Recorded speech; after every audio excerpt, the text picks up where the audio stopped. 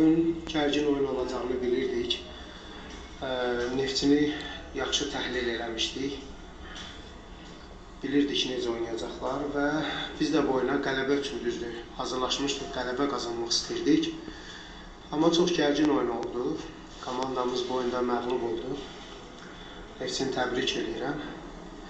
Futbolçuların doğrudan da bu oyunda çox əzmkar idilər, qələbə qazanmaq istəyirdilər. Sona qədər mübarizə apardılar. Əlbəttə ki, son anda balaca səhvlər qələbə qazanmağımıza mane oldu.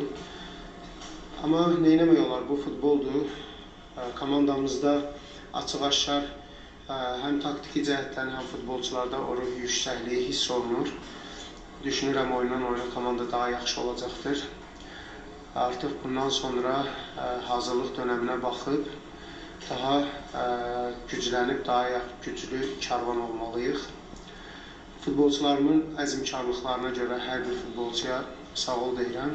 Göstərdikləri əzmkarlığa görə. Eləyəcək bir şey yoxdur, qarşıdakı oyunlara hazırlaşıb komandamızı çətin durumdan çıxartmalıyıq. Əlbəttə müdafiədə buraxdığımız səhvlərdir. Təzyiq altında artıq istər-istəməz hesabda bərabərlik və yaxud öndə olduğumuz zaman istər-istəməz təzyiq artır. Təzyiq artdığı zaman səhvlər yaranır. Bu səhvlər əlbəttə ki var, biz bunları görürük, bundan qabaq da səhvlər, amma nisbətən təhlillərdə görürük ki, səhvlərin sayı getdikcə azalır. Amma yenə də ki, dediyim kimi, bu səhvlər var. Təzyiq artdığı zaman bu səhvlər olur ki, futbolçular xırda səhvlərə baş verir ki, onlar gətirib sonuçda qola çıxar. Məcbur, bunu ancaq və ancaq işlə öhdəsindən gəlmək olar. Məncə, heç bir vaxt uzatmaq yox idi. Əlbəttə ki, istər-istəməz staknavellər olurdu və futbolçular zədələnir. Bəzi futbolçularımız var idi ki, oradan da belə deyək, zədə ilə oynayırdılar. Heç bir futbolçu vaxt azaltmırdı və özünüz də gördünüz ki, birinci hissəyə 6 dəqiqə, ikinci hissəyə 8 dəqiqə vaxt artırıldı.